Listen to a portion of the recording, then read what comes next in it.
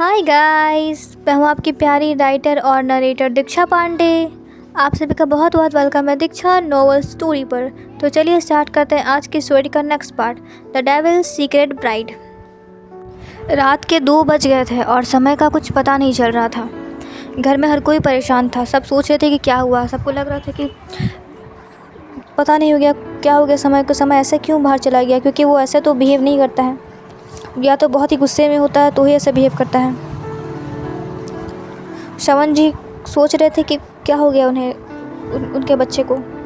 कहीं उसे फिर से वो सब तो याद नहीं आ गया, या तो वो फिर से अपने मॉम डैड के मौत को लेकर परेशान है, टेंस्ड है। इसलिए वो कह रहे थे रणवीर से कि तुम जहाँ चाहो पता करो, मुझे मेरा बेटा सही सलामत चाहिए। बस मुझे पता चल जाए कि वो ठीक है तो फिर मैं कुछ नहीं करूँगा। अब कहाँ ढूंढूं मैं उसे, क्या हो गया उसे। Ranveer sir, I think ma'am और सर के बीच कुछ लड़ाई हुई है या फिर मिसअंडरस्टैंडिंग हुई है। मैम भी बहुत रो रही हैं। वो तो लगता है दोनों का पर्सनल मैटर है, तो हमें नहीं पढ़ना चाहिए। पर ये तो पता चले ना कि कहाँ पर है समय, सही सलामत है कि नहीं। मुझे पता है वो अभी अपना कार लेकर निकला होगा, बहुत ही रश ड्राइविंग कर रहा होगा।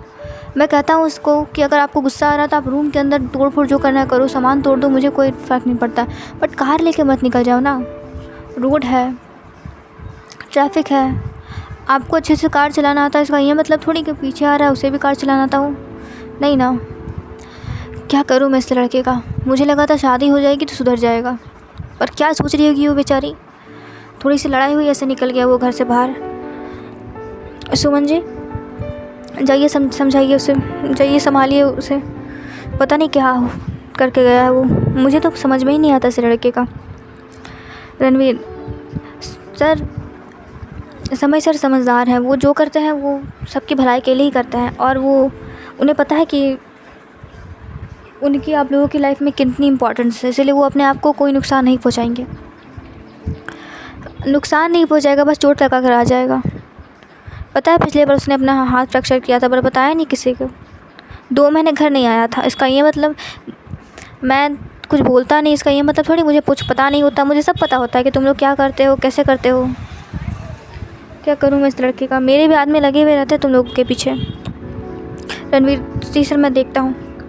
रणवीर सोच ही रहा था कि समय कहाँ पर होगा। उसने अभी सारे आदमी बॉडीगार्ड्स लगा दिए थे समय को खोजने के लिए, क्योंकि भाई शरण जी का आदेश था, वो उनका आदेश तो नहीं टाल सकता था ना। और जो समय के सीक्रेट बॉडीगार्ड्स थे जो समय के साथ रहते थे, वो भी नहीं पता कर पा रहे थे कि समय है कहाँ। तभी रणवीर के मोबाइल पर कॉल आता है। जो समय के साथ जो सीक्रेट बॉडीगार्ड्स रहते थे उन्हीं में से एक का था। रणवीर तुरंत कॉल अटेंड करता है। हाँ बोलो सदैव सर, वो समय सर। हाँ बोलो। वो सर समय सर RS बार में है, और उन्होंने बहुत ही ज़्यादा ड्रिंक कर ली है, और बहुत ही वो ड्रिंक करे ही जा रहे हैं। हर कोई परेशान बना कर रहा है उन्हें ड्रिंक करने से। उन्होंने बार टेंडर पर तो हाथ भी उठा दिया। और सर यहाँ पर सब सर को जानते होंगे, कोई ना कोई तो जानता ही होगा। अगर ऐसे सर की पिक्चर्स बाहर लीक हो गई और सबको पता है कि सर का आज रिसेप्शन है, तो सर बहुत ही बड़ा स्कैंडल बन जाएगा सर। हाँ तो तुम नज़र रखो कि आसपास कोई पेपराजी या फिर कोई फ़ोटो ना खींचे उसकी। मैं अब तुरंत आता हूँ। रणवीर कॉल काट कर तुरंत निकल जाता है समय को देने के लिए। लगभग आधे घंटे में वो बार पहुँच जाता है। बार पहुँचकर वो देखता है कि समय ने बहुत ही ज़्यादा ड्रिंक कर ली है, और वो अभी भी ड्रिंक मांगे ही जा रहा है, और वो कुछ बड़बड़ा रहा है। रणवीर जाकर संभालता है समय को। सर समय, अरे रणवीर तुम यहाँ क्या कर रहे हो, आज तो सगाई थी ना तुम्हारी। जाओ उसके पास जाओ, उसे लगेगा कि मैं तुम्हें और उसे स्पेस नहीं देता हूँ। जाओ सिया के पास। सर आपकी भी तो रिसेप्शन थी, आपको भी तो सानवी के साथ रहना चाहिए था। सानवी, हाँ मुझे उसके साथ रहना है, पर वो मुझे गलत समझती है। तुम्हें पता है ना, मैं कभी कुछ गलत नहीं करता। उसे लगता है कि मैं झूठ बोल रहा हूँ। मैंने उससे हर चीज़ झूठ बताई है। पता नहीं वो ऐसा क्यों कर रही है। तभी अर्जुन भी पहुंच गया था वहाँ पर। अर्जुन, अच्छा हुआ तुमने मुझे कॉल कर दिया। ये समय ने क्या हालत कर ली है अपनी। शायद भाभी और इसके बीच कुछ लड़ाई हुआ है। चलो, हम इसे मेंशन तो नहीं लेके जा सकते, इसे इसका मेंशन लेके जाते हैं। वहाँ ले जाएंगे तो फिर सब परेशान हो जाएंगे, और ऐसे हालत देखकर तो पता नहीं मैम का क्या हाल होगा इन्हें। दोनों समय को एक एक तरफ से पकड़ते हैं और संभाल कर समय के मेंशन ले आते हैं और बेड पर लेटा देते हैं। समय बहुत सी अजीब सी हरकतें कर रहा था, और उसे वो अर्जुन को तो अब सानवी समझ रहा था और जो सानवी की तरह बिहेव कर रहा था। सानवी, तुम्हें पता है ना मैं तुमसे कितना प्यार करता हूँ, और सच्ची में मैंने कोई झूठ नहीं बोला। तुम क्यों मुझे इतना गलत समझती हो। तुम्हारा बाप गलत है, तुम्हें नहीं पता तुम्हारे बाप ने क्या किया है मेरे साथ। उसने मेरा पूरा बचपन बर्बाद कर दिया, उसने मेरी फैमिली बर्बाद कर दी, हर किसी का सुख चैन छीन लिया। तुम्हारा बाप बहुत बुरा इंसान है, इसलिए मैंने उससे सज़ा दिलवाई, और उसे सज़ा मिलनी चाहिए। तुम मुझसे गुस्सा हो जाओ या फिर तुम मुझसे जितनी भी लड़ाई करो, पर मैं तुम्हारे बाप को नहीं छोड़ूंगा। तुम नहीं जानती उसने क्या क्या किया है। मैं तो तुमसे बचपन से प्यार करता हूँ। पता है मैंने तुम्हें कब देखा था। फ्लैशबैक। समय लगभग 14 साल का होगा। वो जिस स्कूल में पढ़ता था वहाँ पर एक लड़की भी पढ़ती थी। वो लड़की लगभग 8 साल की होगी, और वो लड़की अभी क्लास 5th में थी और समय क्लास 10th में।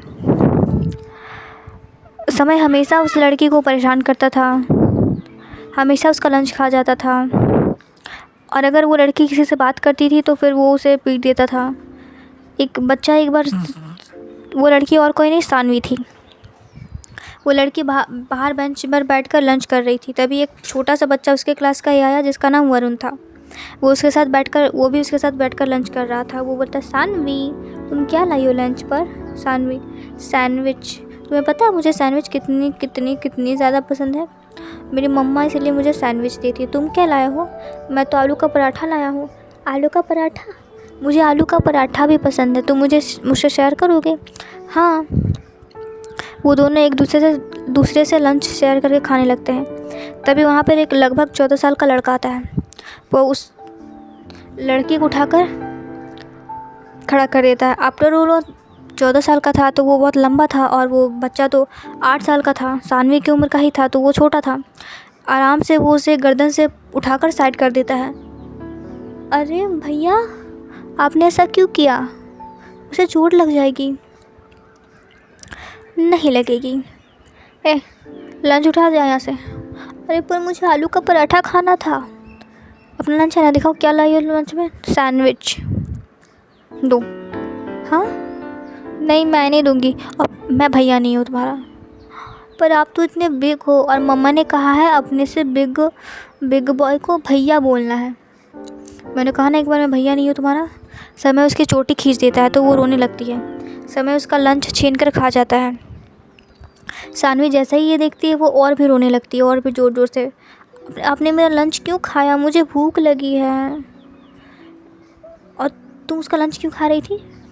वो कौन है वो तो पहले आंसू साफ करो अपने। कितने बुरे हो आप। एक तो आपने मेरी चोटी खींची, फिर मेरा लंच भी खा गया, फिर आप मुझे बोलते हो कि मैं अपने आंसू साफ करूं। मैंने बोला ना अपने आंसू साफ करो, वरना मैं अभी और रुलाऊंगा। ओके, वो मेरा फ्रेंड है, क्लासमेट है वो। हाँ, हम लोग दोनों एक ही बेंच पर भी बैठते हैं। हाँ, और अब वो मेरा बेस्ट फ्रेंड बन जाएगा। कोई ज़रूरत नहीं है दोस्ती करने की। हाँ, मैंने कहा ना कोई ज़रूरत नहीं है दोस्ती करने की। अगली बार से मैंने तुम्हें किसी भी लड़के के साथ देख लिया तो फिर देखना तुम्हारी ये जो लंबी लंबी चोटी है ना, मैं काट दूँगा। क्यों। पर वो तो मेरा फ्रेंड है ना, और हम दोनों एक ही क्लास में हैं, और हम दोनों एक ही बेंच पर बैठते हैं, तो वो तो मेरा डेस्कमेट हो गया ना। आपसे तुम उसके साथ नहीं बैठोगी। क्यों। अगर समझ लो क्यों का जवाब नहीं है मेरे पास। अगर मैंने तुम्हें देख लिया उसके साथ बैठते हुए तो फिर तुम समझ जाओगी। बहुत गंदे हो आप। इतना कहकर वो लड़की अपना लंच बॉक्स वहीं छोड़कर भाग जाती है उधर। और समय उस लंच बॉक्स को, उस जूठे लंच बॉक्स को अपने पैकेट में भर लेता है। और वो उस लंच बॉक्स को अपने पैकेट में भर के इतना खुश हो रहा था जैसे कि पता नहीं उसे क्या ही मिल गया हो, उसे कौन सी खुशी मिल गई है, इतना ज़्यादा वो खुश हो रहा था। Thank you so much guys you listening my story. अगर आपको ये स्टोरी पसंद आ रही हो तो प्लीज़ इस चैनल को लाइक और सब्सक्राइब कर दीजिए।